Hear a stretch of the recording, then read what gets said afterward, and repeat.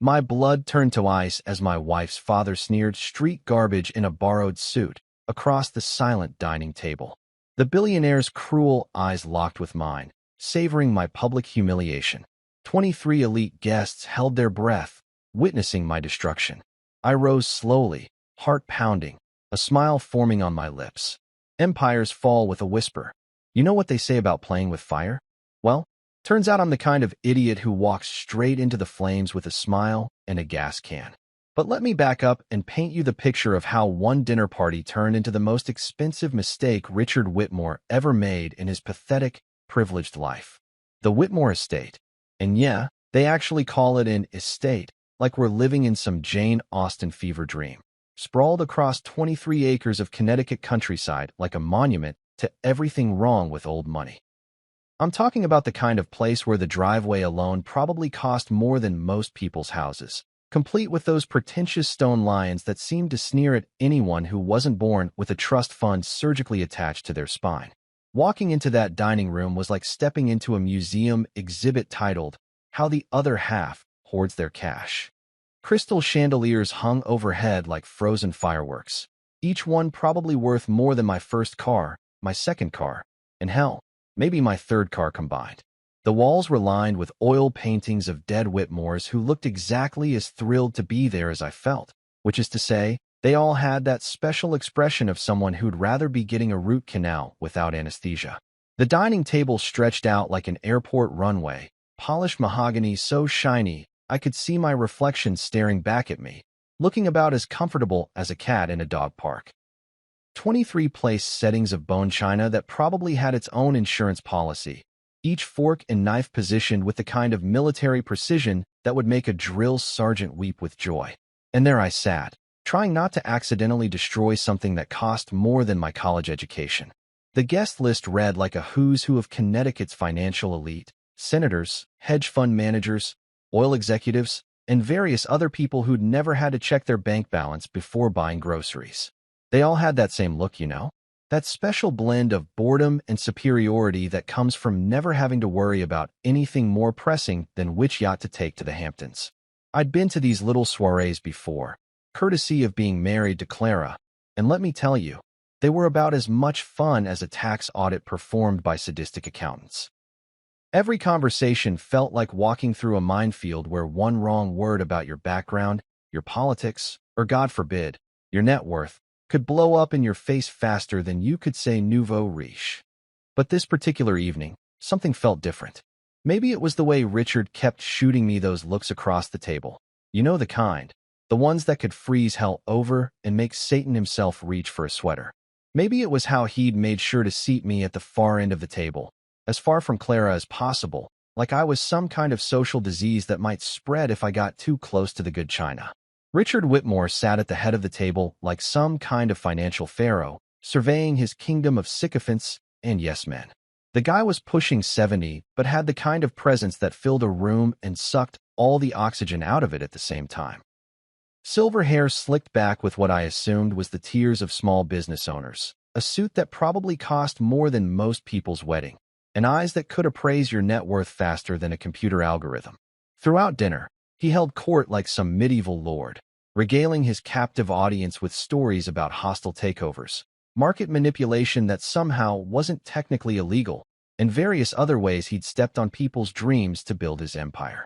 The guests laughed at all the right moments, nodded with practiced enthusiasm, and generally acted like Richard was dispensing wisdom instead of bragging about being a professional sociopath. I played the part I'd been assigned, the quiet husband, the tolerated addition to the family, the guy who should be grateful just to breathe the same rarefied air as his betters. I made small talk about the weather, complimented the wine, and generally tried to be as invisible as possible.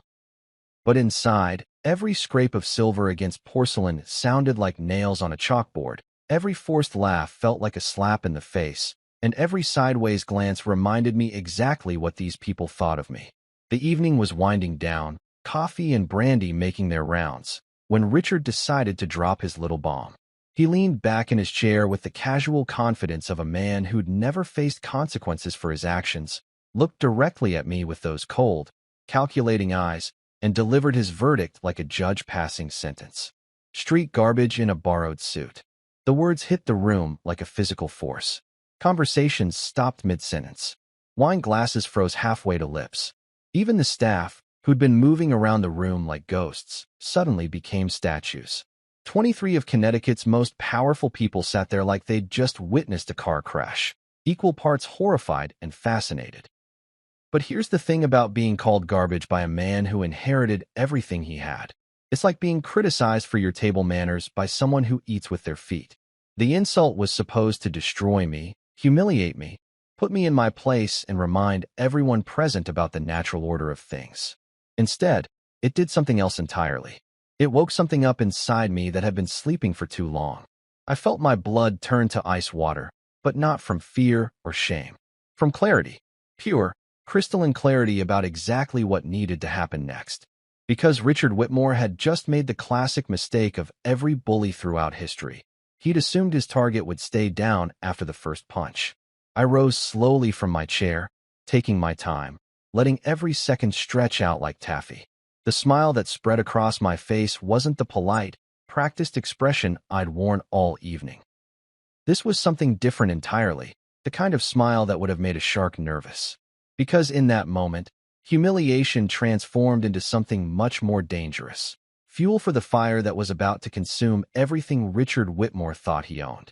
Empires fall with a whisper, I thought, still smiling as I looked around the room at all those frozen faces. And brother, was I about to whisper? You ever watch someone you love get caught in the crossfire of a war they didn't start? It's like watching a car crash in slow motion, except the car is your heart, and the crash is happening over and over again until you're not sure what hurts more, the original impact or watching the wreckage burn. I'd barely made it halfway down the circular driveway when I heard her heels clicking against the stone like some kind of desperate Morse code. The sound echoed off the mansion's walls, bouncing around all that expensive architecture like a pinball machine designed by someone with seriously twisted priorities. Behind me, the Whitmore estate loomed like a medieval fortress, every window glowing with warm light that somehow managed to feel cold as hell. My Lexus. And yeah, I called it modest earlier because when you're parked next to a fleet of Bentleys, Maseratis, and whatever the hell else these people drive to compensate for their emotional inadequacies, a Lexus might as well be a Honda Civic, sat there like a faithful dog waiting for its owner to stop making terrible life decisions. The valet had parked it with the kind of careful disdain usually reserved for handling someone else's dirty laundry. Wait. Please, just wait.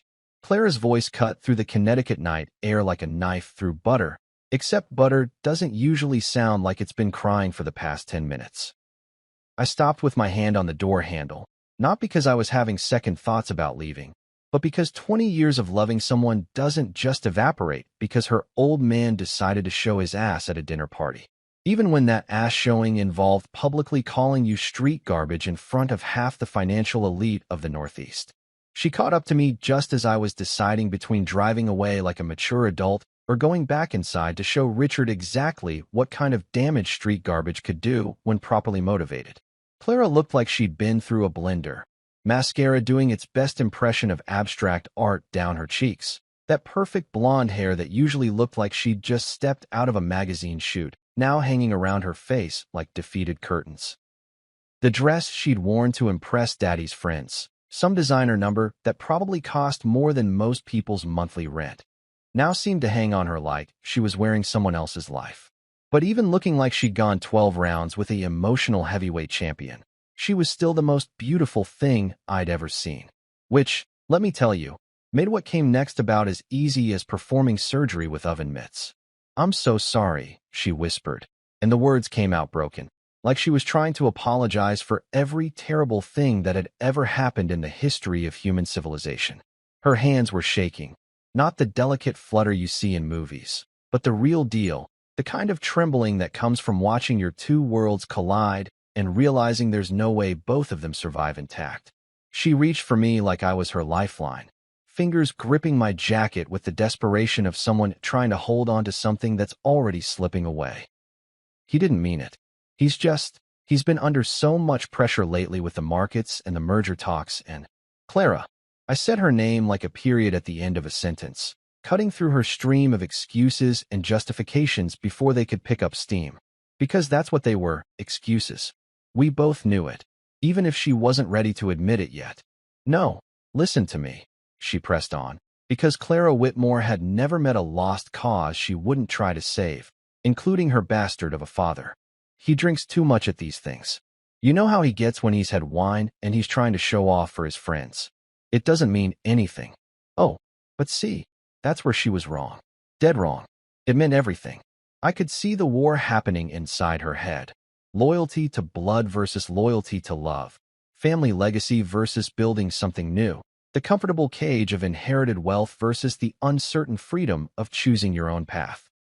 It was like watching someone trying to solve a math equation where every possible answer somehow came out wrong. The thing about growing up rich is that it gives you a certain kind of blindness. You start to believe that money can fix anything, smooth over any rough edges, make any problem disappear if you throw enough cash at it. Clara had lived her whole life watching her father write checks to make uncomfortable truths go away. So naturally she assumed this was just another invoice waiting to be paid. But this wasn't about money. This was about respect, about basic human dignity, about the fact that her father had looked at me across his fancy dining room table and decided I was something to be scraped off the bottom of his Italian leather shoes. He called me garbage, Clara. I kept my voice steady, not because I was calm, but because she needed to hear this without the distraction of anger or hurt feelings. In front of 23 people. In front of senators and CEOs and God knows who else. He looked me in the eye and called me street garbage in a borrowed suit.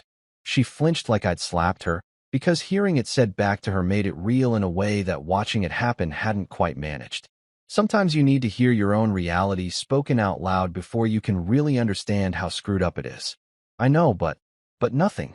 I reached up and touched her face, wiping away tears that kept coming like a broken faucet. This isn't the first insult, baby. This is just the first one, he said out loud. And there it was, the truth we'd both been dancing around for 3 years of marriage. Every snide comment about my background, every pointed question about how I'd really made my money, every time he'd introduced me as Clara's husband, instead of using my actual name. Death by 1,000 cuts, except tonight he'd finally pulled out the machete. The worst part? Clara knew I was right. I could see it in her eyes, the way they went wide and a little bit helpless, like she was finally connecting dots she'd been trying real hard not to see. Because admitting that meant admitting she'd been enabling it, making excuses for it, pretending it was something she could manage or control. I love you, she whispered, and it sounded like a prayer and an apology all rolled into one. I love you so much, and I'm sorry I let him. I'm sorry I didn't. I pulled her into my arms right there in the driveway, under the glow of those pretentious fucking lanterns that probably cost more than some people's cars. She felt small against me, smaller than usual, like watching her father destroy her husband had somehow diminished her too. I know you do, I said into her hair, which smelled like expensive shampoo and regret. And I love you too, more than anything. But love, as it turns out, doesn't always trump family loyalty. And family loyalty, no matter how misguided, doesn't always trump the need for justice. I kissed her forehead gently, the way you might kiss something precious that you're afraid might break if you're not careful enough. I'll call you tomorrow, okay? She nodded against my chest, but I could feel her reluctance in every fiber of her body. She knew something was ending here, even if she couldn't quite put her finger on what it was. What she didn't understand, what she couldn't understand, because she'd never been poor or desperate or humiliated in front of people whose respect you actually needed, was that tomorrow wasn't just another day. Tomorrow was the beginning of a war her father had declared without even realizing it. I got in my car and started the engine, watching in the rearview mirror as Clara stood there in the driveway, getting smaller and smaller as I drove away. The massive Whitmore estate towered behind her like some kind of Gothic monument to inherited arrogance. And for the first time since I'd married into this family, I realized that maybe the cage had never been meant for me at all. Maybe it had been built for her. You know what's beautiful about living in the digital age? Revenge can be served faster than a McDonald's drive-through order, and twice as satisfying. By the time I'd made it halfway back to my penthouse in Manhattan, my phone was buzzing like an angry wasp trapped in a mason jar. 3 missed calls from Marcus Rivera, my right-hand man, and the only person on earth who could talk me out of doing something spectacularly stupid. Which, let's be honest, made tonight's phone call particularly interesting. Marcus had been with me since the early days of Crosspoint Innovations, back when we were operating out of a cramped office space that smelled like burnt coffee and broken dreams. The guy was brilliant. MBA from Wharton, strategic mind like a chess grandmaster, and the kind of loyalty you can't buy even if you're throwing around Whitmore-level cash. He was also the closest thing I had to a conscience, which meant he was about to hate what I was planning to do. I pulled over at a rest stop somewhere between Connecticut and Sanity, the kind of fluorescent-lit purgatory where truckers grab coffee that could strip paint and teenagers make life-altering mistakes in the back seat of their parents' cars. The parking lot was mostly empty except for a few semis and what looked like someone's midlife crisis masquerading as a red sports car. The phone rang twice before Marcus picked up, and I could already hear the concern in his voice. "Boss, everything okay?" You left 3 messages that were just heavy breathing and what sounded like classical music. "The deal's off," I said without preamble, because sometimes the best way to deliver bad news is like ripping off a Band-Aid. Fast, clean, and before anyone has time to talk you out of it. Silence. The kind of silence that comes right before someone either starts laughing or starts screaming. With Marcus, it was always a coin flip. "I'm sorry, what now?" His voice had that careful quality people use when they're talking to someone who might be having a mental breakdown. "Which deal?" "Because if you're talking about the Peterson account, I already told you that guy's a flake, but if you're talking about Whitmore Holdings, the merger, all of it, done, finished, canceled with a capital C and a side of go fuck yourself." More silence. Then I heard what sounded like Marcus dropping something heavy, followed by some creative Spanish cursing that would have made his grandmother wash his mouth out with soap. "Are you out of your goddamn mind?" There it was, the screaming option. "We're talking about $2 billion here. $2 billion. With a B. As in, holy shit, we'll never see this kind of money again in our lifetimes." I leaned back against my car and watched a family of raccoons conduct what appeared to be a hostile takeover of a garbage bin. Even in the animal kingdom, everything came down to power and territory. Richard Whitmore called me street garbage tonight, in front of half the financial elite of Connecticut. So no, the deal doesn't stand. He what? Marcus's voice shifted from panic to something else entirely. The guy had grown up in the Bronx before clawing his way to the top of the corporate food chain, so he understood better than most what it meant to be written off because of where you came from. "You heard me. Street garbage in a borrowed suit." Direct quote. While I was sitting at his table, eating his food, married to his daughter, the man looked me in the eye and decided I was something he'd scrape off his Italian leather shoes. Jesus Christ. I could hear Marcus pacing now, probably wearing a hole in the hardwood floors of his apartment while he tried to process this information. Okay. I get it. The guy's a world-class asshole. But think about this rationally for a second. We've got contracts signed, financing in place, lawyers who've been working on this for 6 months. The penalty clauses alone are going to cost us. I don't give a shit about penalty clauses. And I meant it. Sometimes you reach a point where the cost of keeping your dignity is worth more than any amount of money some spreadsheet says you're going to lose. He wants to play games? Fine. But he's about to learn that some games have consequences he didn't see coming. Marcus made that noise he always made when he was trying to figure out if I was being brilliant or insane. Kind of like a deflating balloon mixed with existential dread. "Look, I know you're pissed. I would be too. But walking away from this deal isn't just about us. We've got employees, shareholders, people who are counting on." "Marcus." I cut him off before he could really get rolling with the guilt trip. "Do you remember what you told me when we started this company?" "Which time?" "I've told you a lot of things over the years, most of which you've ignored. You said that respect isn't something you can buy or negotiate. You either earn it or you demand it. And if someone refuses to give it to you, you make sure they understand the cost of that decision." Another pause. Then Marcus sighed like a man who'd just watched his retirement fund spontaneously combust. "All right. But when the lawyers start calling tomorrow asking why we're torching a $2 billion merger over hurt feelings, I'm forwarding all those calls directly to you." "Fair enough. But Marcus? Make sure the termination notice gets delivered first thing in the morning. I want Richard to wake up to the news that his golden goose just flew the coop." "You're really going to do this?" Already done it. I'm just asking you to make it official. Marcus was quiet for a long moment, and I could practically hear the wheels turning in his head. The guy was probably running calculations, trying to figure out if there was any way to salvage this situation without completely destroying our relationship with one of the biggest holding companies on the East Coast. You know what this means, right? He finally said. Whitmore Holdings isn't just going to roll over and take this. Richard's got connections everywhere: banking, media, government. He could make things very difficult for us. I smiled, even though Marcus couldn't see it. Let him try. The thing about bullies is that they're used to people backing down. They build their whole worldview around the assumption that everyone else is as afraid of consequences as they should be. And you're not afraid of consequences? Terrified of them. But I'm more afraid of what happens if I let this slide. Because if I let Richard Whitmore call me garbage without any pushback, then I might as well hang a sign around my neck that says, "Please wipe your feet on me." Marcus made that deflating balloon noise again. Okay, I'll draft the termination notice tonight and have it delivered first thing tomorrow morning. But I'm also going to start making some calls. See if we can line up some alternative partnerships before word gets out that we've gone nuclear on the Whitmores. Good thinking. And Marcus? Make sure the language in that termination notice is as polite and professional as possible. I wanted to hurt, but I wanted to hurt quietly. No need to give Richard any ammunition to claim we're the unreasonable ones here. Got it. Anything else? Or can I go have that nervous breakdown I've been putting off? One more thing. I want you to leak the story to Bloomberg and the Wall Street Journal. Nothing inflammatory, just the basic facts. Crosspoint Innovations has terminated its merger agreement with Whitmore Holdings due to irreconcilable differences regarding corporate culture and leadership philosophy. Corporate culture and leadership philosophy, Marcus repeated slowly.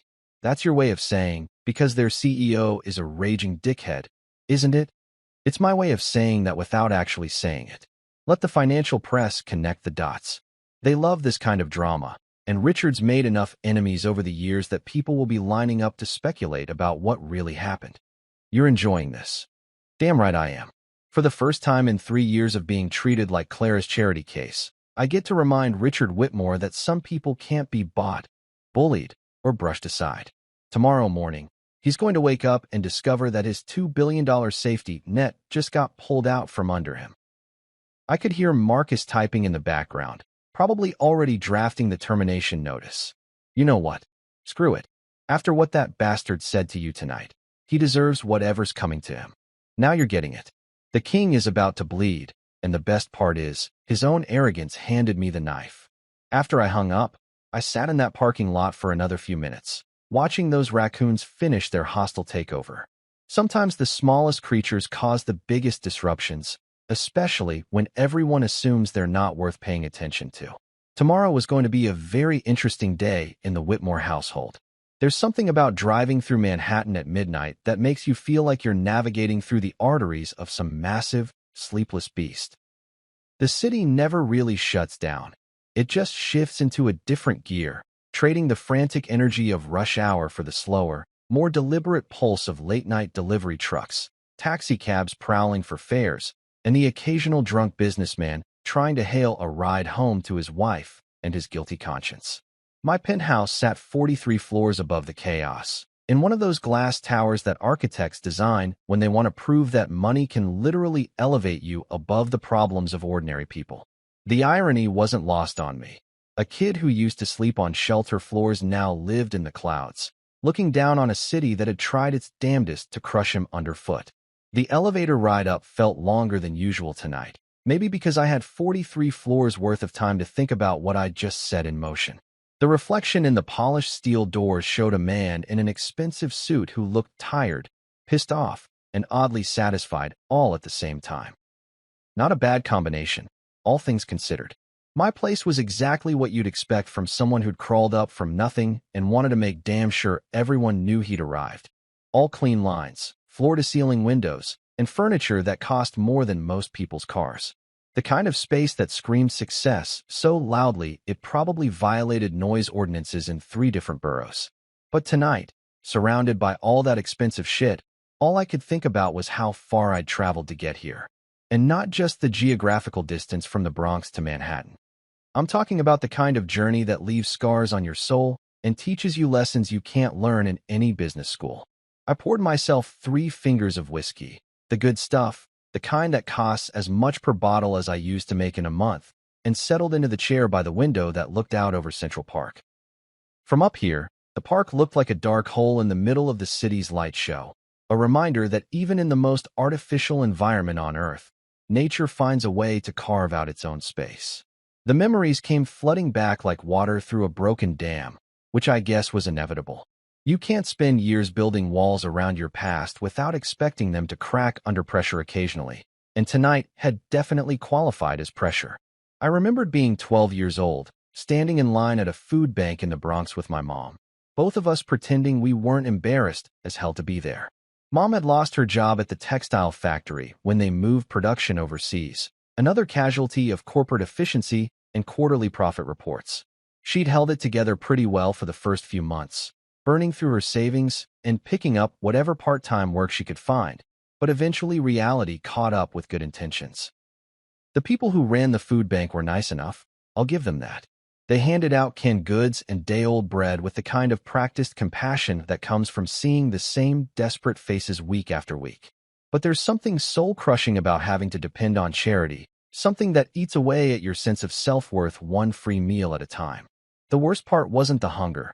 Hell, kids are resilient, and I got used to going to bed with my stomach making protest sounds. The worst part was the way people looked at you when they found out you were one of those families. Teachers who suddenly spoke to you in that careful, patronizing tone usually reserved for injured animals. Classmates who stopped inviting you to birthday parties because their parents didn't want their kids associating with that element.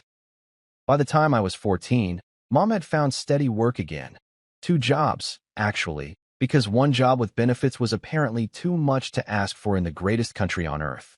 She cleaned office buildings downtown from midnight to 8 in the morning, then came home, grabbed a few hours of sleep, and headed to her afternoon gig at a dry cleaner that smelled like chemicals and broken dreams.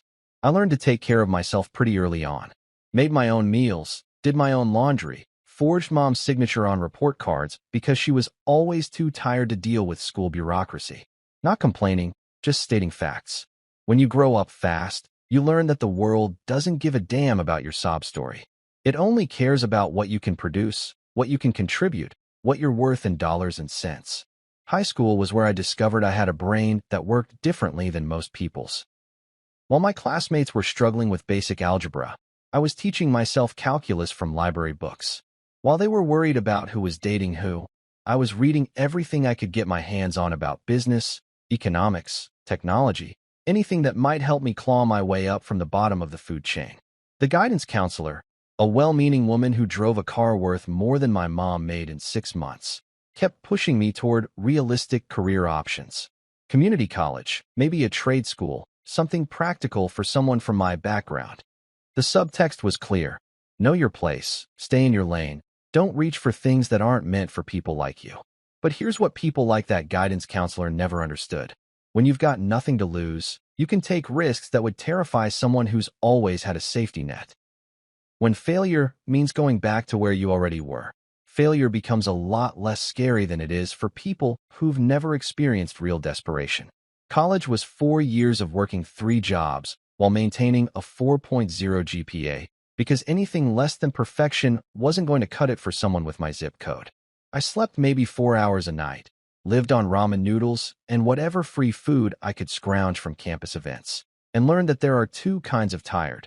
The kind that comes from physical exhaustion, and the kind that comes from constantly having to prove you deserve to be somewhere. The rich kids, and there were plenty of them, treated college like some kind of 4-year vacation with occasional homework breaks. They joined fraternities, went on spring break trips that cost more than my annual tuition, and generally acted like the world owed them success just for showing up. Meanwhile, I was in the library at 2 in the morning, studying for exams while working on business plans for companies that didn't exist yet. That's when I started to understand something that Richard Whitmore and his ilk would never get. Hunger is a superpower. When you've been genuinely hungry, and I'm not talking about skipping lunch because you were busy, I'm talking about not knowing where your next meal is coming from. You develop a drive that can't be taught or bought or inherited. After graduation, I took every rejection letter from investment firms and consulting companies as proof that I was going to have to build my own path.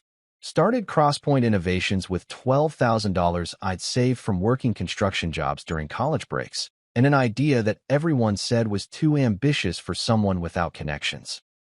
Turns out, not having connections can be an advantage when you're trying to disrupt an industry that's built on old boys networks and inherited relationships. While my competitors were playing golf with their dad's business partners, I was working 18-hour days and learning from every mistake that didn't quite kill me. The whiskey was starting to do its job, smoothing out the sharp edges of memory and bringing everything into focus. Richard Whitmore looked at me and saw street garbage, but what he didn't understand was that garbage can be recycled, repurposed, transformed into something valuable. What he saw as my weakness, my background, my hunger, my willingness to fight for every scrap of respect, was actually the source of my strength. The beautiful thing about tonight's little performance at the Whitmore estate was that Richard had no idea what he'd just awakened. He thought he was putting me in my place, reminding me of the natural order of things. Instead, he'd just handed me the motivation I needed to show him exactly what someone with nothing left to lose could accomplish. I raised my glass to the glittering city spread out below me, to every person who'd ever counted me out, and to Richard Whitmore, who was about to learn that some people don't stay down when you try to step on them. Sometimes they get back up swinging. You know what's better than Christmas morning when you're 8 years old? Watching a financial empire start to crumble in real time while you sip perfectly brewed coffee from a mug that probably costs more than most people spend on groceries in a month. And let me tell you, this particular morning was shaping up to be the gift that kept on giving. I'd barely finished my first cup when the phone started ringing at 7:30 a.m. sharp. Now, most normal human beings don't appreciate getting woken up before 8 o'clock unless someone's either dead, dying, or about to make you very, very rich. But Margaret Whitmore, Clara's mother and the kind of woman who thinks early bird gets the worm applies to social damage control, had apparently decided that desperate times called for desperate measures. "Good morning, Margaret." I answered on the fourth ring, just long enough to let her stew in her own anxiety, but not long enough to seem completely unreasonable. "I'm an asshole, not a monster." "Oh, thank God you answered." Her voice had that particular quality that comes from spending half the night practicing what you're going to say and the other half wondering if you should just fake your own death and move to a nice island somewhere. "I don't suppose we could pretend last night was some sort of horrible misunderstanding?" I settled back into my kitchen chair and watched the sunrise paint Manhattan in shades of gold and possibility. Depends on which part you're referring to as the misunderstanding. The part where your husband called me street garbage, or the part where he did it in front of half of Connecticut's financial elite. Margaret made a sound like a balloon slowly leaking air. He'd had too much wine. You know how he gets when he's trying to impress potential investors. Sometimes his mouth moves faster than his brain. "Funny thing about that," I said, taking another sip of coffee. "I've noticed that alcohol tends to reveal what people really think rather than making them say things they don't mean. Kind of like a truth serum, but with more expensive bottles and fancier labels." The silence on the other end stretched out like taffy being pulled by a sadistic candy maker. Margaret Whitmore was a smart woman. She'd had to be, to survive 43 years of marriage to Richard without completely losing her mind or her sense of self-preservation. She knew exactly what her husband had done, and more importantly, she knew exactly what it was going to cost them. "What can we do to fix this?" she finally asked, and I had to give her credit for cutting straight to the chase. No more excuses, no more deflection, just a mother trying to clean up her husband's mess before it destroyed their daughter's marriage along with everything else. "That's an interesting question, Margaret. What makes you think it can be fixed?" Before she could answer, call waiting beeped, and the display showed a number I recognized. Evelyn Whitmorchin, Clara's sister and the black sheep of the family, mainly because she'd had the audacity to marry someone Richard considered ethnically questionable and moved to San Francisco to work for a tech startup instead of joining the family business. "Hold on, Margaret. I've got another call." I clicked over before she could protest. "Morning, Evelyn. Jesus Christ, what the hell happened last night?" Evelyn's voice crackled through the connection, probably calling from whatever coffee shop in the Mission District she'd made her unofficial office. "Mom's been blowing up my phone since 6 a.m. Clara sounds like she spent the night crying into a pillow, and Dad's locked himself in his study, refusing to talk to anyone. Your father decided to share his honest opinion about my background at dinner last night. I decided to share my honest opinion about our business relationship this morning. He called you garbage, didn't he? There was no surprise in her voice, just the weary resignation of someone who'd been watching her father's casual cruelty her whole life. God, I'm so sorry. I should have warned you that he gets extra shitty when he's nervous about money. Nervous about money? Evelyn paused, and I could practically hear the gears turning. Unlike the rest of her family, Evelyn had actually worked for her success, which meant she understood the value of information in ways that inherited wealth never teaches you. You didn't know? Whitmore Holdings has been hemorrhaging cash for the past 18 months. Bad investments, market volatility, some seriously questionable decisions by the board. The merger with your company wasn't just a good opportunity, it was a life preserver. Without it, she didn't need to finish the sentence. I was already connecting the dots, and the picture they formed was more beautiful than anything Picasso ever dreamed up. I clicked back over to Margaret. Sorry about that. You were asking what we could do to fix this situation. Yes, exactly. Whatever it takes. Richard is prepared to make a public apology, and of course there would be some sort of compensation for Margaret. I cut her off before she could really get rolling with the desperation. Let me ask you something. In all the years you've known your husband, how many times have you seen him apologize for anything? And I mean really apologize, not just say whatever words he thinks will make a problem go away. Another silence. This one lasted so long I started to wonder if the call had dropped. That's what I thought. I continued. So let's skip the part where we pretend Richard Whitmore is capable of genuine remorse and cut straight to the part where you tell me what you really want. I want my daughter to be happy, Margaret said quietly. Clara loves you. Whatever else is happening here, whatever business disputes or hurt feelings or whatever this is about, she doesn't deserve to get caught in the crossfire.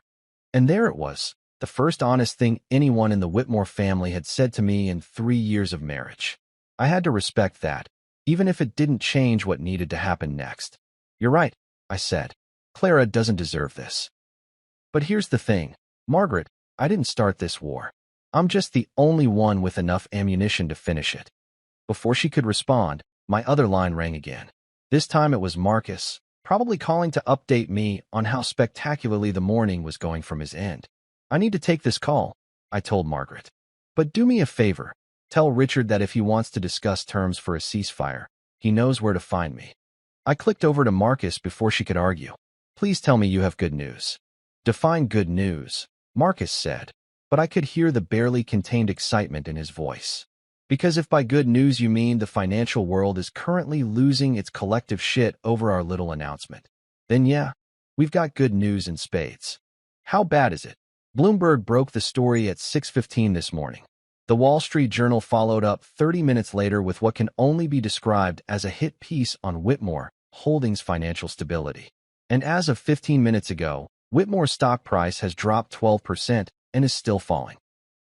I walked over to the window and looked out at the city waking up below. Somewhere out there, Richard Whitmore was probably staring at his own financial reports and realizing that his casual cruelty had just cost him more money than most people see in a lifetime. Any word from their board? Oh, it gets better. Gerald Morton, that's their CFO, called me directly about an hour ago. Apparently, there's an emergency board meeting scheduled for this afternoon, and the word panic was used at least 3 times in a 30-second conversation. I couldn't help but smile. And Fairmont Dynamics already reached out through intermediaries. Seems they've been watching Whitmore's troubles with great interest, and our sudden availability has opened up some very interesting possibilities. The beautiful thing about capitalism is how quickly loyalty evaporates when money gets involved. Whitmore Holdings board members weren't going to give 2 shits about Richard's hurt feelings when their own portfolios started bleeding red ink. Set up a meeting with Fairmont for tomorrow morning, I said. And Marcus? Make sure word gets back to Whitmore's people that we're taking other meetings. Nothing like a little competition to clarify priorities. Already on it. Oh, and boss, that Bloomberg reporter wants a follow-up interview this afternoon. Something about corporate culture clashes in modern mergers. Should I tell her you're available? I thought about Richard Whitmore sitting in his study, probably trying to figure out how 12 words spoken in anger had managed to detonate his entire financial empire. Tell her I'm very available. And Marcus? Make sure I look appropriately concerned about the impact on Whitmore's employees and shareholders. We're the reasonable party here, remember? Got it.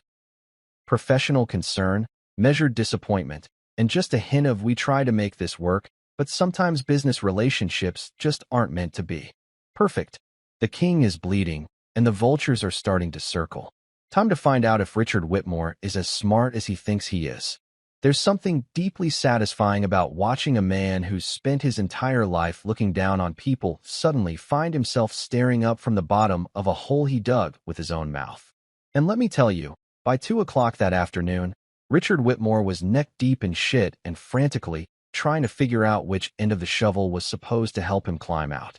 I was in my office reviewing quarterly projections when Danielle, my assistant and the woman who'd been running interference between me and the outside world for the past decade, knocked on my door with the kind of expression usually reserved for delivering news about natural disasters or tax audits. "Your father-in-law is here," she announced, and the way she said father-in-law made it sound like a particularly unpleasant medical condition. "He's been sitting in the lobby for about 10 minutes now, demanding to see you. Security wanted to know if they should escort him out or let him continue making a scene." I leaned back in my chair and considered my options. On one hand, I could have Richard thrown out on his ass and savor the poetic justice of watching him get bounced from a building by security guards who probably made in a year what he spent on shoes.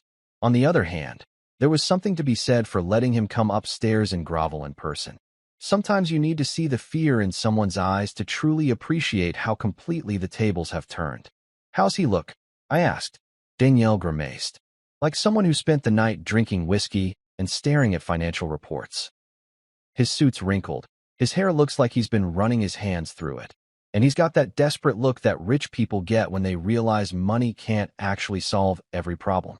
"Interesting. Let him sweat for another 30 minutes, then bring him up. But Danielle, make sure he knows he's being granted an audience, not demanding one." She nodded and turned to leave, then paused at the door. "For what it's worth, I've never seen you this calm before making someone's day significantly worse. It's either really impressive or really terrifying. Why can't it be both?" After she left, I spent the next half hour deliberately not thinking about Richard Whitmore sitting in my lobby, probably checking his phone every 30 seconds to see if his stock price had stopped hemorrhaging. Instead, I focused on some contract revisions for a client in Seattle, responded to emails that had nothing to do with financial warfare, and generally went about my business like I didn't have a care in the world. Because the truth was, I didn't. For the first time in 3 years of being treated like Clara's charity case project, I held all the cards. And Richard Whitmore, the man who'd built his entire identity around controlling every situation he walked into, was about to learn what it felt like to be completely, utterly powerless. When Danielle finally brought him up, the transformation was remarkable. Gone was the imperious patriarch who'd presided over last night's dinner like some feudal lord dispensing judgment. In his place sat a man who looked like he'd aged about 5 years in the past 18 hours, his expensive suit hanging on him like he'd borrowed it from someone considerably more confident. His silver hair, usually slicked back with the kind of precision that suggested a team of stylists on retainer, was disheveled and showed traces of gray that expensive dye jobs usually managed to hide. His eyes, the same cold blue that had stared me down across his dining room table, now carried a desperate quality that reminded me of animals caught in traps they'd set for themselves. "Thank you for seeing me," he said, and even his voice sounded different. Smaller somehow, like someone had let half the air out of his ego and he was still trying to figure out how to reinflate it. I gestured to the chair across from my desk without getting up. "Power Dynamics 101. Make him come to you. Make him ask for what he wants. Make him work for every scrap of consideration. Richard, you're looking like someone who's had an interesting morning." He settled into the chair like a man trying not to spook a dangerous animal, his movements careful and deliberate in a way that suggested he was finally starting to understand the magnitude of his fuck-up. "I want to apologize," he began, and I held up a hand to stop him before he could really get rolling. "Let me save us both some time here, Richard. You're not sorry you said what you said. You're sorry it's going to cost you money. There's a difference." and we both know which category your regret falls into." His jaw tightened, and for a moment I saw a flash of the arrogant bastard who'd called me street garbage in front of half of Connecticut's elite. But desperation is a hell of a motivator, and he managed to swallow whatever comeback was trying to claw its way out of his throat. "I had too much to drink," he said instead. "The wine, the stress of the evening, trying to impress some potential investors who were there. It all got away from me." Ah yes, the drunk words are sober thought's defense. Classic. But here's the thing, Richard, I've seen you drunk before. I've watched you put away half a bottle of wine at family dinners and never once heard you call anyone else garbage. Funny how alcohol seems to specifically target whatever shreds of respect you might have had for me. He flinched like I'd slapped him, which was fair because I basically had.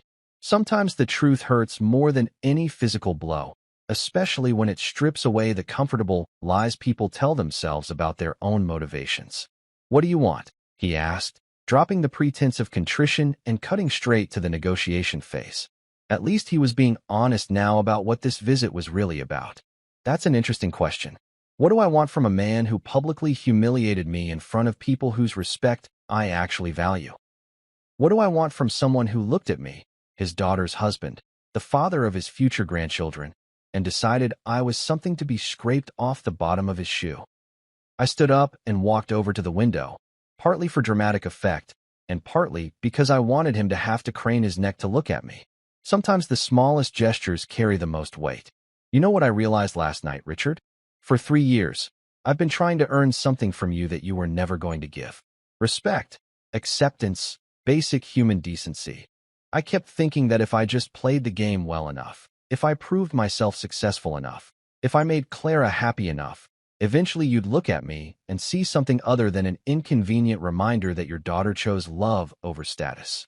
I turned back to face him, and the look in his eyes told me everything I needed to know about how this conversation was going to end. "But you can't give what you don't have, can you? And you can't respect what you don't understand. So here we are, you, sitting in my office, begging me to save a company you inherited but never really earned, and me, the street garbage who built his own empire from scratch, holding all the power." "The merger," he started. "The merger is dead," I said simply, killed by 12 words you couldn't resist saying out loud.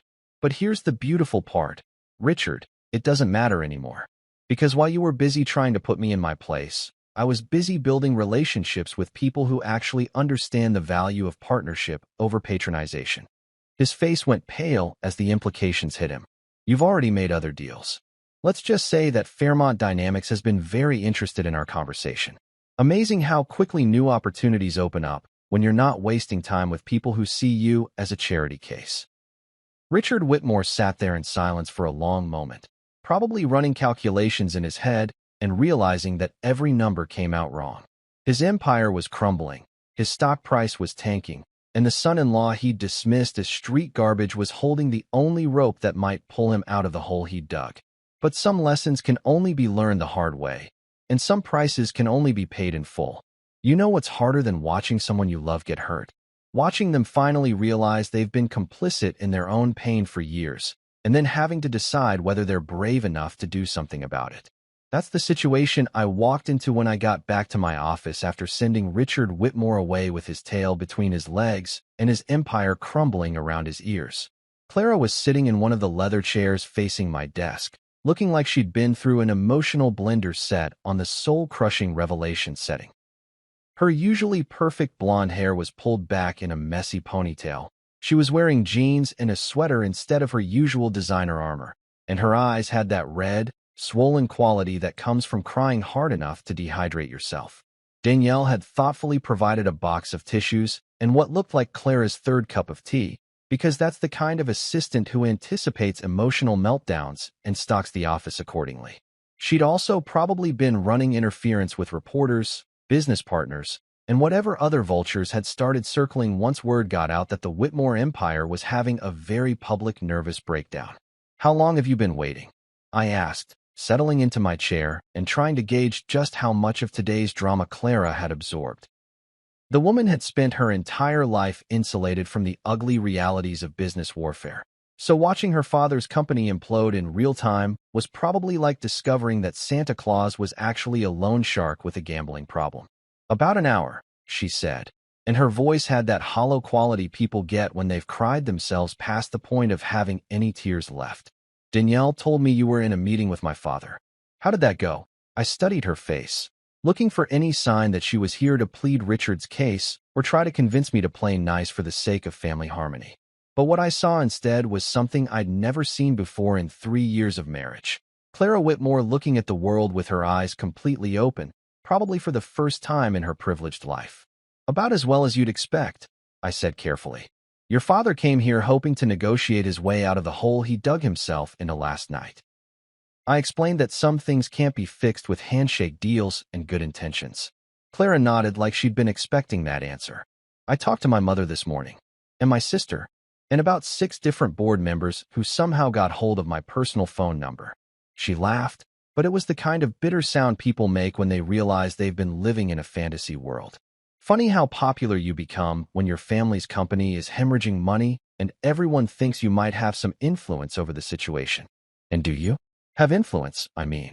She looked at me with those blue eyes that had first made me fall in love with her back in graduate school. Back when she was just Clara Morrison from Connecticut instead of Clara Whitmore, heiress to a financial empire built on inherited arrogance and casual cruelty. That's what I came here to find out, she said. But first, I need to tell you something that I should have said a long time ago. I leaned back in my chair and waited, because sometimes the most important conversations happen in the spaces between words, and Clara looked like she was gathering courage for something that had been building inside her for years. I've been ashamed, she said finally. Not of you, never of you, but of myself, for letting him treat you the way he has, for making excuses for his behavior, for pretending that if I just managed the situation carefully enough, I could somehow make everyone happy without anyone having to change or grow or acknowledge that maybe, just maybe, the way things have always been done isn't the way things should continue to be done. She stood up and walked over to the window, the same window where I'd stood an hour earlier, while Richard Whitmore sat in the exact chair she'd just vacated. The symmetry wasn't lost on me. Father and daughter, both coming to my office to reckon with the consequences of choices they'd made or failed to make. I grew up thinking that money solved problems, she continued, staring out at the Manhattan skyline like she was seeing it for the first time. That if you had enough of it, you could buy your way out of any uncomfortable situation. I watched my father write checks to make scandals disappear, donate to charities to offset bad publicity, hire the best lawyers and accountants and PR firms to manage whatever mess he'd created with his mouth or his ego. She turned back to face me, and I could see the weight of revelation in her expression. But you can't buy respect, can you? You can't purchase basic human decency or negotiate your way into being a better person. And you sure as hell can't write a check big enough to undo the damage of calling someone you're supposed to care about street garbage in front of a room full of people. No, I said quietly. You can't. Last night, when you left, I stood in that driveway, and I had to make a choice. I could go back inside and pretend this was just another one of my father's little episodes that we'd all laugh about eventually. Or I could finally admit that the man who raised me is a bully who's been using his wealth and position to hurt people for so long that he's forgotten there might be consequences. Clara came back to the chair and sat down, but this time she leaned forward, her elbows on her knees, like she was finally ready to have the kind of honest conversation we probably should have had years ago. I chose to admit the truth, she said. About him, about me, about the fact that I've been so afraid of losing my family that I was willing to let them slowly poison the man I love. And once I admitted that, I realized something else. I don't want to be a Whitmore anymore. I felt something shift in my chest, a loosening of tension I hadn't even realized I'd been carrying. What do you mean? I mean, I don't want to live in his shadow, or spend the rest of my life making excuses for his behavior, or pretend that my last name gives me some kind of moral authority when it's really just a reminder that I come from people who think money makes them better than everyone else. She reached into her purse and pulled out what looked like a business card, but when she handed it to me, I saw it was something else entirely. A resignation letter addressed to the board of directors of Whitmore Holdings, effective immediately. I quit, she said simply. Resigned from the board. terminated my consulting contract, told them to remove my name from the building directory and the company website. I don't want any part of what that place represents anymore. I looked at the letter, then back at Clara, trying to process what this meant. She'd just walked away from a trust fund worth more money than most small countries' GDP, from a position of power and influence that people spent their entire careers trying to achieve, from the safety net that had protected her from every possible consequence since the day she was born. What do you want to do instead? I asked. For the first time since I'd walked into the office, Clara smiled. A real smile, not the polite, practiced expression she wore to charity galas and board meetings. I want to build something with you, she said. Something that's ours, something that represents who we are instead of where we came from. I want to work for respect instead of inheriting it. And I want to do it without my father's money or his blessing or his name on the letterhead. I reached across the desk and took her hand, feeling the calluses she'd developed from the volunteer work she did at homeless shelters, the work she'd never told her father about because he would have considered it inappropriate for someone of her social position. The ballroom had transformed into something that meteorologists would classify as a Category 5 social disaster. You know those nature documentaries where they show hurricanes forming over warm ocean water?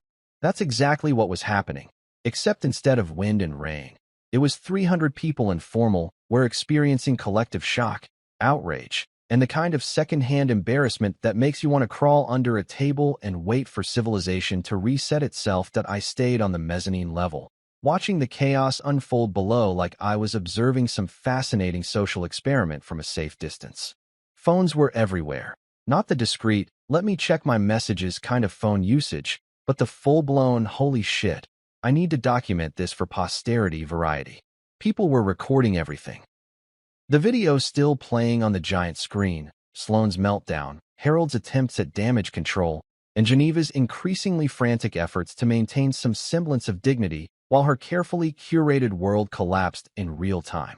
The sound was incredible, like being inside a beehive that someone had just kicked down a hill. Conversations, arguments, shocked gasps, nervous laughter, and underneath it all, the distinctive hum of 300 people simultaneously trying to process what they'd just witnessed. Some guests were heading for the exits like the building was on fire. Others were clustering in groups to dissect every detail. And a few were actually trying to comfort my parents, who looked like they'd been hit by a truck made of pure confusion. Geneva was the first to attempt a counterattack, floating through the crowd in her lilac silk like a general trying to rally troops after a devastating surprise attack. Please, everyone, she kept saying, her voice carrying that particular strain that comes from trying to sound calm while your entire social structure crumbles around you. There's obviously been some kind of misunderstanding. Perhaps we should all take a moment to, but nobody was listening to Geneva anymore. The video had spoken louder than any explanation she could possibly offer, and 300 people had just watched her daughter laughing about betraying the guy who was currently paying for their entertainment. Harold, meanwhile, was working a different angle. He cornered anyone who looked like they might have influence or media connections, his politician instincts kicking in as he tried to control the narrative before it escaped into the wild. Family matter, I could hear him saying to a city councilman. Private business that shouldn't have been made public. You understand how these things can be taken out of context. Out of context, right? Because apparently, there's some magical context where your daughter, your future son-in-law's best friend, and an ex-boyfriend tangled up in a hotel bed becomes a heartwarming story about family values. That's when Sloane decided to try the direct approach. She gathered up her $10,000 worth of white silk and designer craftsmanship and stormed toward the mezzanine stairs like she was leading a charge into battle. The train of her dress swept behind her with the kind of dramatic flair that would have been impressive if she wasn't currently starring in her own public humiliation.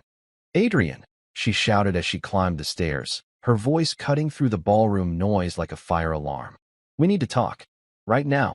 I waited until she reached the mezzanine level, mainly because I was curious to see what her opening move would be. Would she go with denial? Emotional manipulation? Righteous indignation? The suspense was killing me. She chose righteous indignation, which was honestly the most predictable option, but also the most entertaining. "How dare you embarrass me like this?" she hissed, getting close enough that I could smell her expensive perfume mixed with what I was pretty sure was cologne that didn't belong to me. In front of everyone. In front of my family. This is insane. You're right, I said calmly. It is insane. What you did was insane. Recording it was just good documentation. You had no right to spy on me. Actually, I had every right to investigate when my gut started screaming that something was wrong. Turns out, my gut has better judgment than I do. She tried a different tactic, her voice dropping to that soft, pleading tone that used to make me want to fix whatever was wrong. Adrian, please. One mistake. One stupid moment. Don't throw away everything we've built together. Everything we built. I laughed, and it came out sharper than I'd intended. Sloan, I built this. I paid for this. I organized this. You just showed up and looked pretty while I handled everything else. And apparently, while I was building our life, you were building a completely different life with other people. That's when Harold decided to join our little mezzanine conference, bringing Geneva along for moral support and additional outrage. They climbed those stairs like they were ascending to their own execution, which, in terms of their social standing, they probably were. Adrian, Harold said, and his voice had that particular quality that politicians use when they're trying to sound reasonable while threatening you. We need to have a private conversation. This whole situation has gotten completely out of hand. Every conversation was private until last night. I replied, looking directly at him. That was kind of the problem. Geneva tried her own version of damage control, her voice dripping with the kind of condescension that suggested she thought I was having some kind of mental breakdown that could be managed with the right combination of patience and sedatives. Darling, you're obviously upset, and rightfully so. But this isn't the way to handle family matters. Perhaps we could all sit down somewhere quiet and discuss this like civilized people. Civilized people don't cheat on their fiancés with their best friends and exes, I said. Civilized people don't plan weddings while planning betrayals. Civilized people don't make other people pay for parties celebrating lies. Sloan tried one more approach, reaching for my hand like physical contact might somehow reset our entire relationship. Adrian, we loved each other. We did. Maybe I made a mistake, but what we had was real. I looked down at her hand on mine, the same hand that had been doing God knows what in room 1119 a few hours earlier, and gently pulled away. I loved us, I said quietly. You loved attention. There's a difference. That's when the shouting started in earnest. Harold demanding compensation for the damage to the family's reputation. Geneva insisting that I was destroying innocent people with my vindictive behavior. Sloan cycling through every emotional manipulation technique in the book, from tears to anger to promises to threats. But I kept my voice low, steady, and boring. Because paperwork beats drama every time, and I had all the paperwork on my side. Check your contracts, I told Harold when he started threatening legal action. Check the addendums you signed. Check the insurance clauses and the vendor agreements. Everything I did today was legal, documented, and entirely within my rights as the primary account holder on every single financial instrument involved in this event. Harold went pale as he realized what that meant. All those times he'd insisted on being involved in vendor relationships. All those signatures he'd added to contracts to ensure the Whitmore name was associated with every detail. He'd just made himself financially responsible for a wedding that was never going to happen. You can't do this, Geneva whispered, but her voice lacked conviction. I already did it, I replied. About 20 minutes ago. The beautiful thing about the whole situation was how clean it was. No theft, no vandalism, no assault charges or restraining orders. Just a systematic unwinding of financial obligations and contractual relationships, executed with the kind of precision that comes from actually reading the fine print instead of just trusting people to do the right thing. That I walked toward the mezzanine stairs, leaving them standing there in their formal wear and their shock, processing the reality that their carefully orchestrated social event had just become their very expensive problem. Where are you going? Sloan called after me. Home, I said without turning around. To pack your things. The last thing I heard as I descended those stairs was Geneva asking Harold in a voice like broken glass, "How much is this going to cost us?" I didn't stick around to hear his answer. I had boxes to pack and a door to close. You'd think that after publicly detonating someone's life in front of 300 witnesses, you'd get at least one quiet morning to drink coffee and contemplate the philosophical implications of justice. But apparently, when you systematically dismantle a Whitmore family production, they don't just sulk quietly in their mansion and accept defeat. No, they show up at your apartment at 8 a.m. like a well-dressed collection agency with trust fund backing and generational entitlement issues. The pounding on my door started before I'd even finished my first cup of coffee, which was honestly just rude. I'd been awake since 5, sitting on my couch in yesterday's clothes, staring at the boxes I'd packed the night before. All of Sloane's belongings, labeled with the kind of obsessive organization that happens when you're running on adrenaline and the need to never see this person's stuff again, that I opened the door to find the full Whitmore delegation. Harold looking like he'd aged 10 years overnight. Geneva clutching a leather portfolio like it contained state secrets, and Sloane wearing designer athleisure that probably cost more than most people's rent. They looked like they'd been up all night plotting strategy, which, knowing them, they probably had. "Adrian," Harold said, pushing past me into my apartment like he owned the place. "We need to discuss compensation." Compensation. The man had balls, I'd give him that. His daughter had been caught cheating on camera. His family's social standing was currently circulating on social media like a viral dance trend, and he wanted to talk about compensation. "Good morning to you too, Harold," I said, closing the door behind them. "Coffee? Aspirin? Reality check." Geneva was already surveying my apartment with the kind of disdain usually reserved for crime scenes or modern art installations. "Adrian, darling, this whole situation has gotten completely out of hand. The phone calls, the social media posts, the rumors, it's simply devastating to the family's reputation.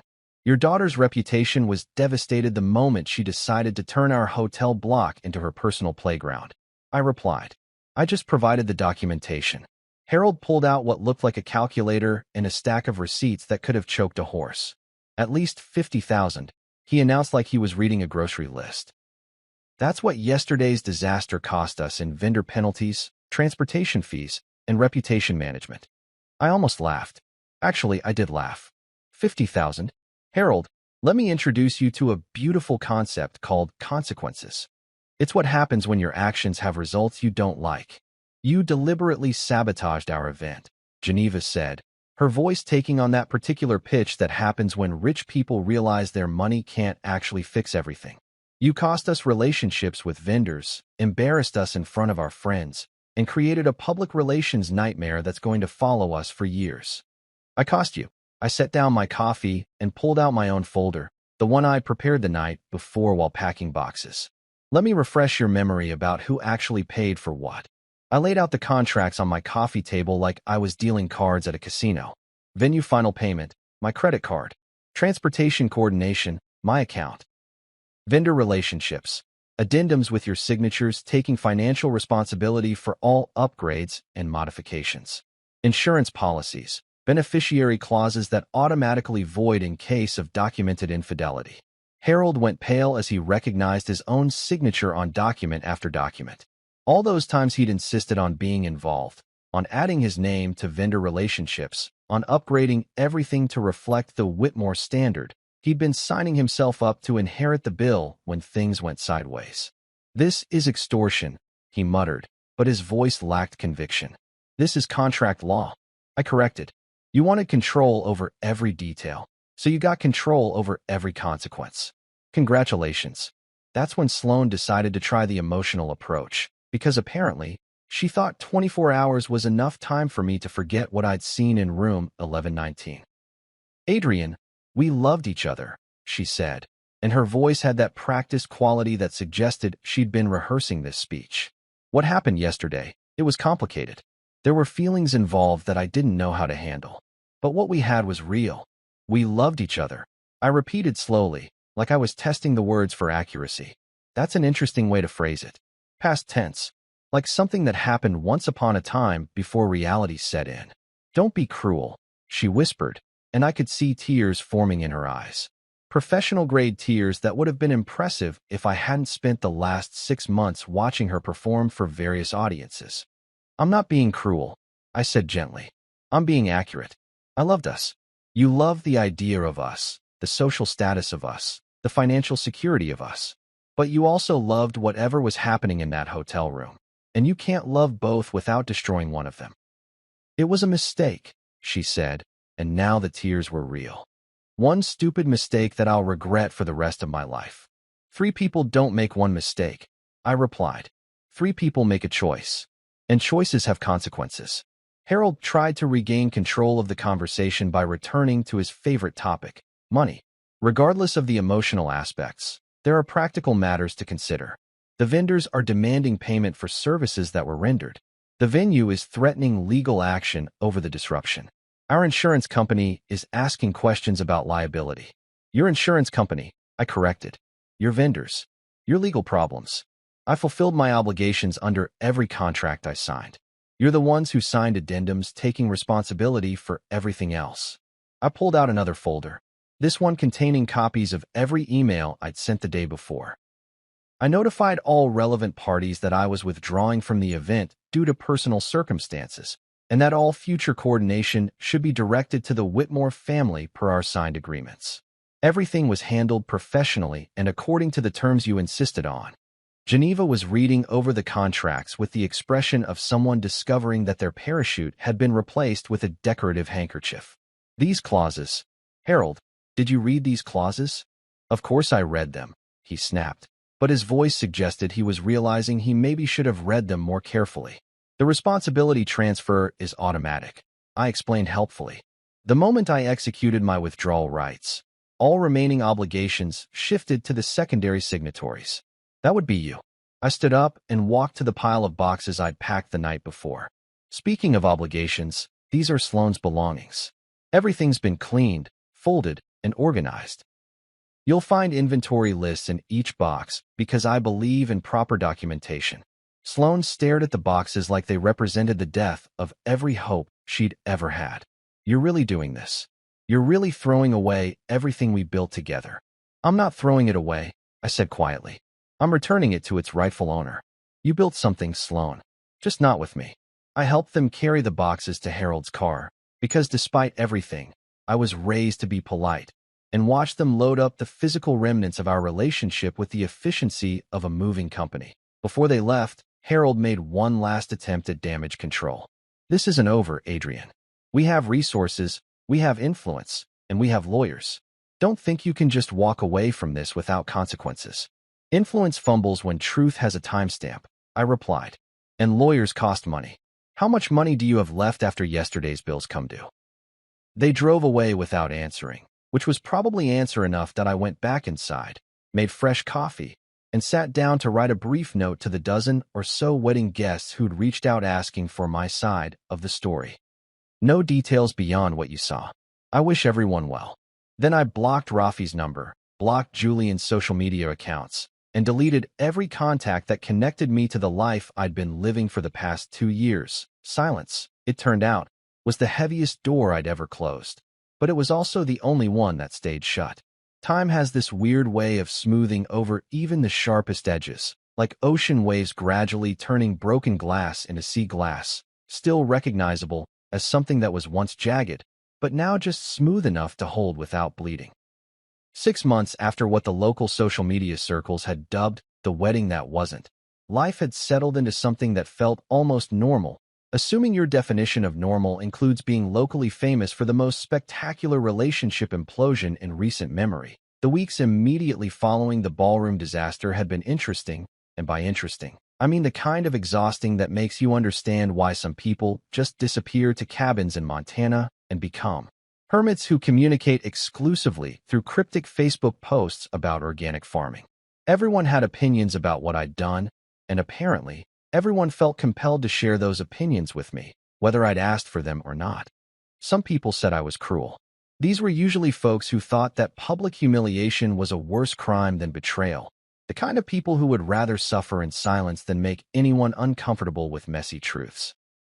They'd corner me at the grocery store or the gym, shaking their heads sadly while explaining that there were better ways to handle the situation and some things should be kept private. What they really meant was that I should have quietly broken up with Sloane, let the Whitmores save face, and allowed everyone to maintain their comfortable illusions about how the world worked. The fact that this approach would have left me financially ruined and emotionally destroyed while my ex-fiancée and former best friend rode off into the sunset seemed irrelevant to these particular moral philosophers.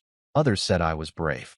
These were the people who'd been cheated on themselves, or who'd watched friends get systematically destroyed by partners who thought loyalty was optional.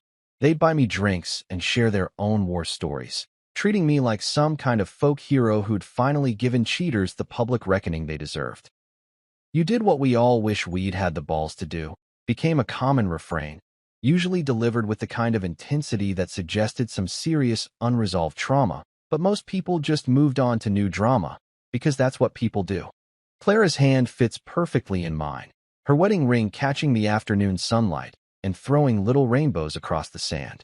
We decided to renew our vows, not because the first ones didn't count, but because we were different people now than we'd been 3 years ago when we'd gotten married in that ridiculous cathedral ceremony that cost more than most people's houses and felt about as personal as a corporate merger. This time, it's just us, a justice of the peace who doubles as a surf instructor, and maybe 20 people who actually give a damn about our happiness instead of our net worth.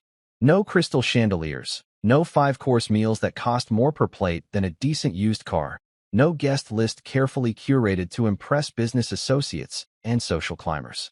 Just love, built on a foundation of trust and mutual respect instead of family expectations and financial convenience.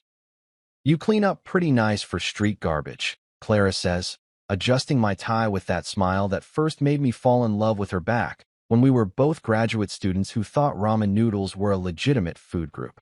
"You're not looking too shabby yourself for someone who walked away from a trust fund that could have bought a small country," I reply, because even on our wedding day, we can't resist the kind of sarcasm that got us through the past 6 months of rebuilding our lives from scratch. The transformation has been remarkable, and I'm not just talking about the way Clara looks, though trading designer dresses for sundresses and expensive jewelry for the simple gold band on her finger has definitely been an upgrade. I'm talking about the way she carries herself now, the confidence that comes from earning your own paycheck instead of living off daddy's money. She started working for Crosspoint 3 months ago as Director of Strategic Development, a fancy title that basically means she helps me figure out which companies are worth acquiring and which ones are just elaborate money laundering schemes disguised as legitimate businesses. Turns out, growing up around corporate dysfunction gives you a pretty good radar for spotting it in other organizations. The work suits her. She's got her father's head for numbers and her mother's ability to read people, but without the casual cruelty that made Richard such a spectacular failure as a human being. Watching her negotiate deals with investment firms and tech startups has been like watching someone discover they have superpowers they never knew they possessed. "Any word from your father lately?" I ask, because even on the happiest day in recent memory, Richard Whitmore's ghost still haunts the edges of our conversation like a bad smell that won't quite fade. Clara's expression shifts slightly, the way it always does when someone mentions the man who used to control every aspect of her life. Not sadness, exactly, but something closer to the feeling you get when you remember a nightmare that seemed real until you woke up. He's in Palm Beach now, apparently, living in some condo development that caters to distinguished gentlemen of a certain age, she says, making air quotes around the phrase like she's handling something distasteful with tongs. Mom says he's trying to start a consulting firm that helps family businesses navigate succession planning, which is either the most ironic career choice in history or the most delusional. I can picture it perfectly. Richard Whitmore, the man who destroyed his own family business through sheer arrogance and poor impulse control, trying to advise other families on how to avoid making the same mistakes he made. It's like a pyromaniac opening a fire safety consulting company. Any takers? Would you hire a consultant whose last job ended with his own board of directors voting him out of the company he inherited from his father? Clara shakes her head. He's burning through what's left of his savings pretty quickly, from what I hear. Turns out that maintaining a lifestyle built for someone with unlimited access to corporate funds gets expensive when you're paying for it with your own money. The beautiful thing about Richard's downfall isn't that it happened. Bullies eventually always get their comeuppance, one way or another. The beautiful thing is how completely and thoroughly he engineered his own destruction. Every bridge he burned, every relationship he poisoned with his casual cruelty, every person he dismissed as beneath his notice. All of it came back to haunt him when he needed those connections most. Meanwhile, the company he'd nearly destroyed through his incompetence and arrogance was thriving under new management. Elizabeth Chun had turned out to be exactly the kind of leader Richard never was. Someone who understood that businesses succeed when they're built on mutual respect and shared goals instead of fear and intimidation. The acquisition had gone through faster than anyone expected, partly because Elizabeth was eager to move forward and partly because Richard's former board members were so desperate to distance themselves from his toxic leadership that they practically threw money at us to make the deal happen. What had once been Whitmore Holdings was now a subsidiary of Crosspoint Innovations, renamed Crosspoint Strategic Development, and staffed with people who actually knew how to treat their colleagues like human beings. Do you ever miss it? I asked Clara as we watched the sun start its slow descent toward the horizon. The money, the status, the ability to buy whatever you wanted without checking your bank account first. She considers the question seriously, the way she always does when I ask her something that matters. It's one of the things I love about her. She never gives easy answers to complicated questions. I miss the security, she says finally. Not the money itself, but the feeling that no matter what happened, there would always be enough. That if I made a mistake or got sick or just needed help, there would be resources available to fix whatever was wrong. And now I have something better than financial security, she says, squeezing my hand. I have the knowledge that I can take care of myself, that I'm strong enough to build something from nothing, and that the person I chose to build it with chose me for who I am instead of what I inherit. The waves roll in and out with the kind of rhythm that makes you understand why people have been coming to the ocean to think about life since humans first figured out how to walk upright. There's something hypnotic about all that water moving according to forces much bigger and older than any human drama. You know what the funny thing is? Clara continues, staring out at the horizon where the sky meets the water in a perfect line that seems to stretch on forever. My father spent his entire life trying to build an empire that would outlast him, something that would carry the Whitmore name forward for generations. He was obsessed with legacy, with being remembered as someone who mattered. And instead, he'll be remembered as a cautionary tale about what happens when you confuse wealth with worth, when you mistake fear for respect, when you think calling someone street garbage at a dinner party is an acceptable way to assert your dominance.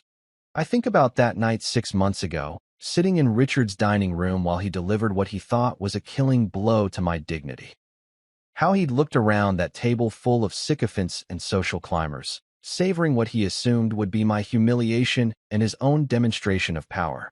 He had no way of knowing that those 12 words would cost him everything he'd spent his life building. No way of understanding that empires built on arrogance and inherited privilege are actually incredibly fragile things, held together by nothing more substantial than the fear and greed of the people who benefit from them. Empires fall with a whisper, I say, repeating the thought that occurred to me that night as I watched Richard destroy his own future with casual cruelty. Clara looks at me with that expression she gets when she realizes I've been thinking about something deeper than whatever we've been talking about on the surface. Is that what you were? She asks. A whisper. I consider the question as the sun continues its descent and the beach gradually empties of everyone except the die-hard surfers and the couples taking romantic walks along the water's edge. A whisper, something so quiet you might not even notice it at first, but persistent enough to eventually be heard by everyone who matters. I think I was the whisper of truth, I say finally. The reminder that respect can't be bought or inherited, that real power comes from what you build rather than what you inherit, and that sometimes the people you look down on are the ones with the strength to tear down everything you think you own. Clara smiles and leans against my shoulder, both of us watching the sun paint the sky in shades of orange and gold that no amount of money could ever purchase. I love you, she says simply, and those 3 words carry more weight than any fortune her father could have left her. I love you too, I reply, and mean it more than I've ever meant anything in my life. Somewhere out there, in a condo development in Palm Beach, Richard Whitmore is probably sitting alone, wondering how 12 words spoken in anger managed to destroy everything he thought he'd built to last forever. But that's his story to figure out. This is ours.